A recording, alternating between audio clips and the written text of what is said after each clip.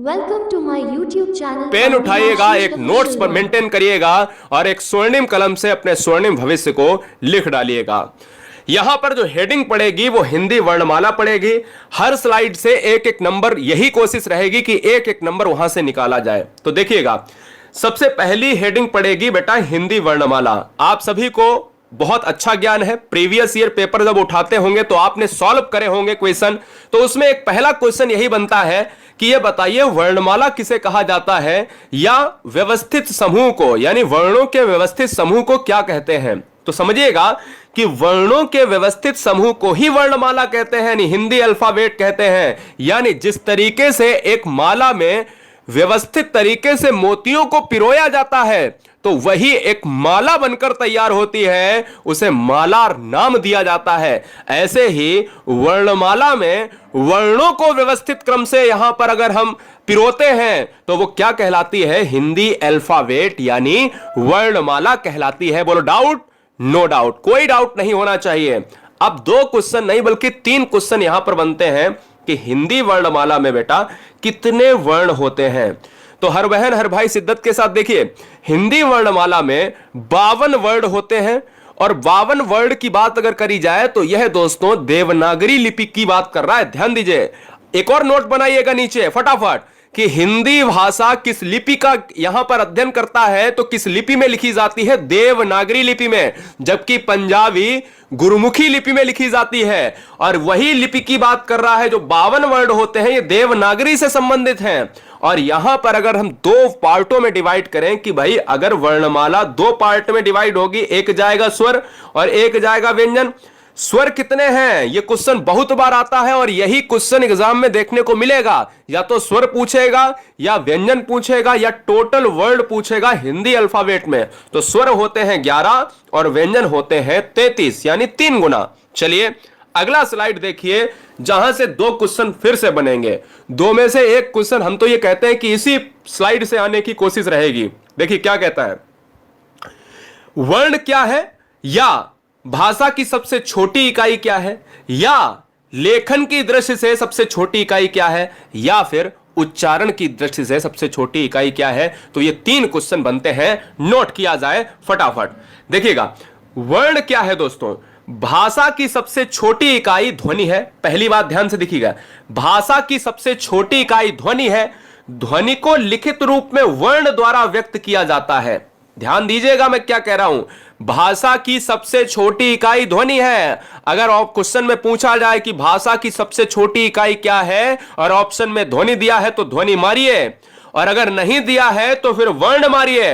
अगर दोनों दिया है तो फिर आप क्या मारेंगे, तब भी आप ध्वनि मारेंगे। यह बात लिख लीजिएगा और याद ये रहे कि भाषा की सबसे छोटी इकाई, जो नॉर्मल सी छोटी इकाई होती है वो ध्वनि, क्योंकि ध्वनि से ही वर्णों का निर्माण होता है। यह नोट किया जाए। एक चीज और हम बताना चाहते हैं कि 2 चीजें यहां पर फिर देखने को मिलती हैं कि उच्चारण की दृष्टि से भाषा की लघुत्तम इकाई यह है ध्वनि। उच्चारण की दृष्टि से जब क्वेश्चन को थोड़ा सा और बदल के पूछा जाए कि ये बताओ कि उच्चारण की दृष्टि से, तब दोस्तों उसमें ध्वनि और वर्ण दोनों हो तब ध्वनि मारिएगा। और जब लेखन की दृष्टि से पूछा जाए और ध्वनि वर्ण दोनों ऑप्शन में हो तो दोस्तों ध्वनि मत मार देना, तब वर्ण ही लगेगा आंसर। लेखन की दृष्टि से भाषा की सबसे छोटी इकाई वर्ण है और उच्चारण की दृष्टि से भाषा की सबसे छोटी इकाई ध्वनि है। बोलो एनी डाउट? नहीं होना चाहिए, क्योंकि पूरा A to Z अध्ययन आपको होना चाहिए। अब देखो,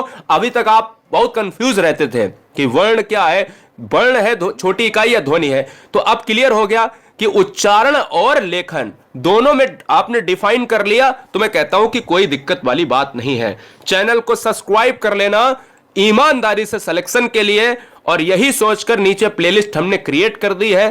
सारी हिंदी आपको मिल जाएगी बहुत शिद्दत के साथ, रोजाना सुबह 11 बजे और रात्रि 8 बजे देश का नंबर 1 हिंदी का टेस्ट रोजाना चलता है, उसमें जरूर शिरकत करो। ये डिटेल देखो, रात के 8 बजे हिंदी का टेस्ट लगाओ और मैं यकीन दिलाता हूं पूरे में पूरे नंबर हिंदी में ना आए तो पढ़ाना छोड़ दूंगा। चलिए, हिंदी व्याकरण में हिंदी वर्णमाला यानी हिंदी अल्फाबेट को 2 भागों में बांटा गया है। पहला भाग है स्वर और दूसरा भाग है व्यंजन। स्वर की संख्या है 11 जो ऑलरेडी बताई है, व्यंजन की संख्या है 33। बोलो और कोई डिफाइन करने की आवश्यकता? बोले सर नहीं, कोई दिक्कत नहीं है। चलिए अब यहां पर हमने कहा कि अगर वर्णमाला को दो भागों में बांटा जाता है तो वो दो भाग हैं कौन से? वो दो भाग हैं दोस्तों, स्वर है और व्यंजन है। हमने ऑलरेडी कहा स्वर की संख्या 11, व्यंजन की संख्या 33 और टोटल 11, व्यंजन की संख्या 33 और टोटल वर्ड ऑफ 52, यानी ये 52 वर्ड है।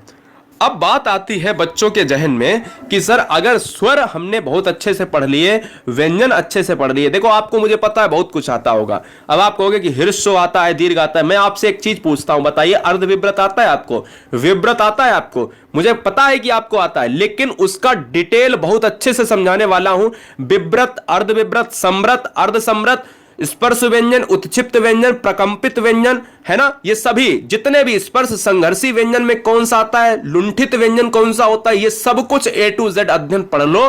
कभी भी अधूरा ज्ञान खतरनाक साबित नहीं होगा, क्योंकि अधूरा ज्ञान खतरनाक होता है। नोट कीजिएगा, वर्ण जो है दो क्रम में बटा है, एक स्वर में और एक व्यंजन में।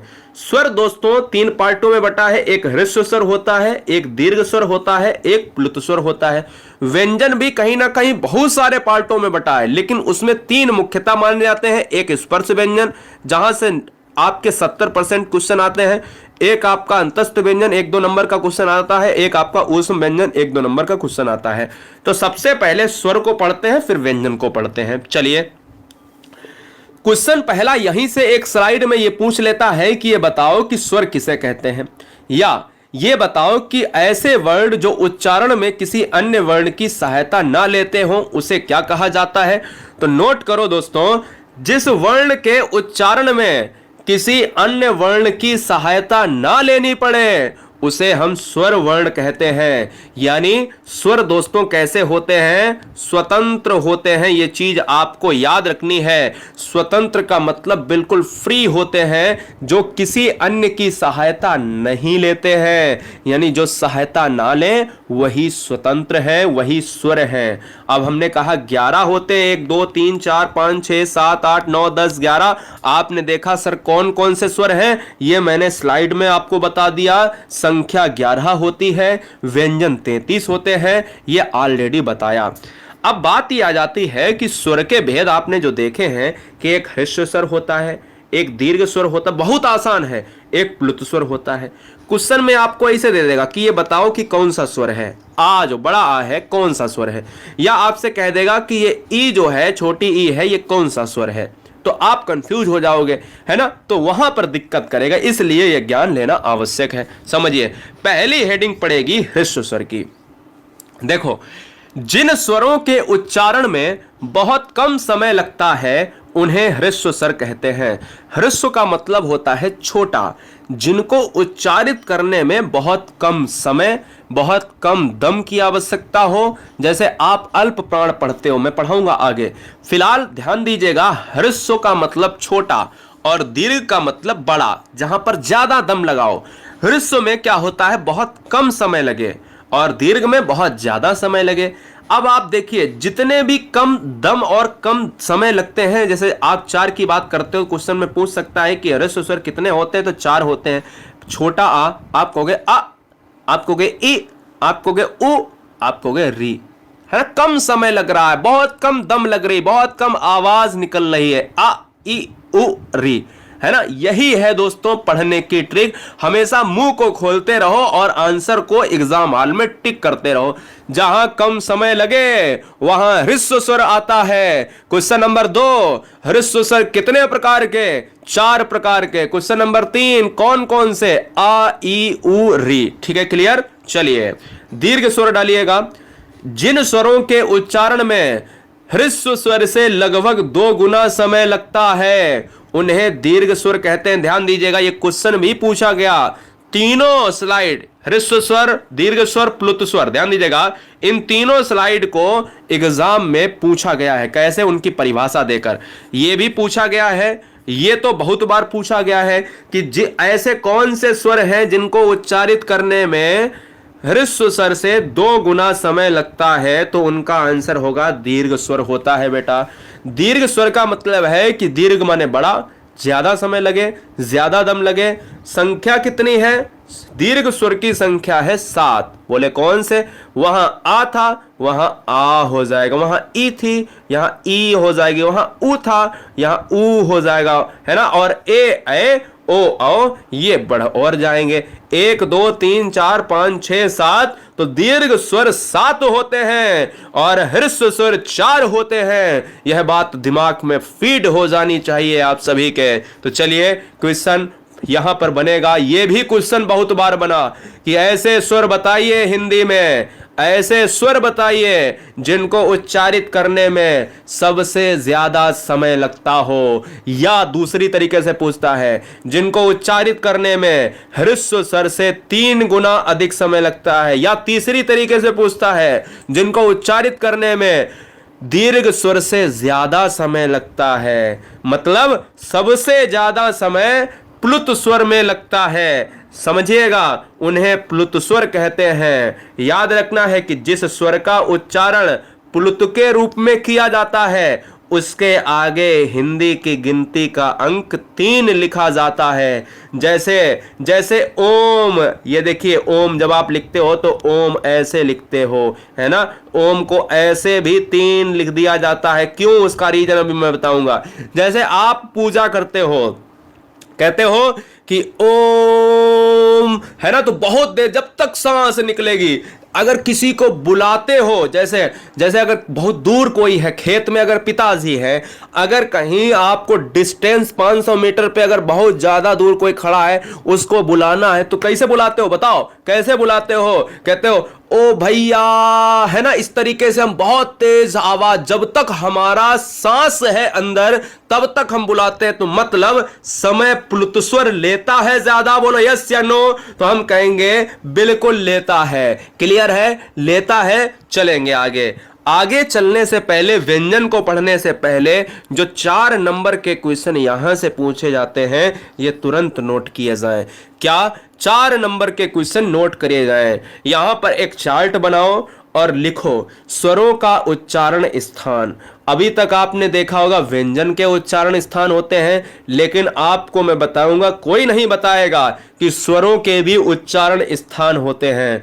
जैसे आ का उच्चारण स्थान होता है कंठ। आप बोल के देखो, जब भी परीक्षा में क्वेश्चन आए तो वहां पे बोल के देखो बार बार, आ बोलो फटाफट। तो आप कहोगे आवाज आ कहां से रही? आप बोलो आ, है ना। इस तरीके से अगर आप जब बोलोगे तो ये गले से आवाज, आपका जो डब्बा है ना गले वाला, यहीं से कहीं ना कहीं आवाज आ रही, तो ये कंठ हो जाएगा दोस्तों, क्योंकि गले से आवाज निकल रही है, वो कंठ की बात कर रहा है। आप ई बोलोगे, ई, तो आपकी लग रही होगी जैसे जीभ जो है ना वो दब रही होगी, जीभ पर बहुत प्रेशर पड़ रहा है, तालू पर प्रेशर पड़ रहा है। देखो आप ई, है ना।